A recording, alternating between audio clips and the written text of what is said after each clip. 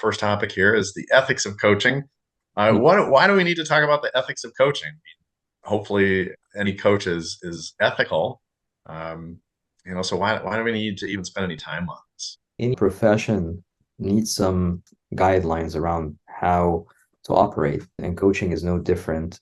There are ethics as a professional coach. If you're part of the ICF and you are going for your ACC credentials or PCC and eventually MCC, you have to abide by a set of ethics. It gives the coaches or the practitioners of coaching a set of guidelines that they have to follow in order to practice coaching effectively. It starts really with how to build trust with the client and confidentiality. So even Hmm. before that, part of building trust, there has to be a way that you keep the conversations with the client confidential. That is said in the coaching sessions need to remain confidential. We refer to this by in different ways. So people may have heard the term psychological safety, trust, respect, things that create this container or boundary for the coaching relationship to flourish. Otherwise, Hmm. if the client doesn't feel that they can trust that the conversation will remain confidential, it's sort of jeopardize the whole relationship. And it's not ethical from a coaching and especially ICF standpoint.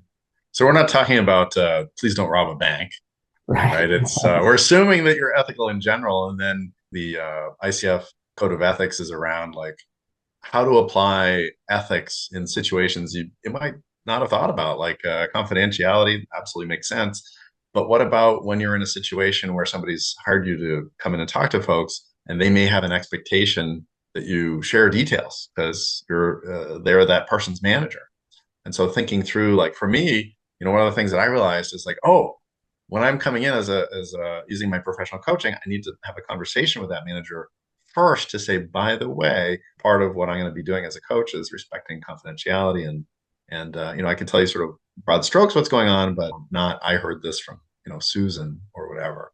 So I found it very helpful to just think through the various situations that of course I'm going to act as ethically as possible, but putting a little thought into the different situations that can come up are very useful, I think. I think part of it is also that's a good example that you're not sort of divulge any information from the coaching sessions, but also, let's say there's a manager wants the team or the people reporting to the manager behaving a certain way.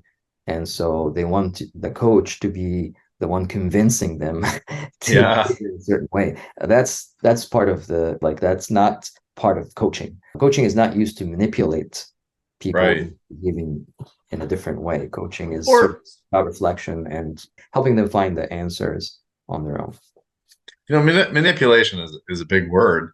A piece of that could be just influencing, right? So maybe somebody's thinking of a coach as sort of delegating management authority to them, but there's really no management authority in coaching. One of the things, there's a lot we could talk about on ethics, but I think, one last thing is just that we respect people's autonomy, that we want them to make their own choices, not that we're choosing for them.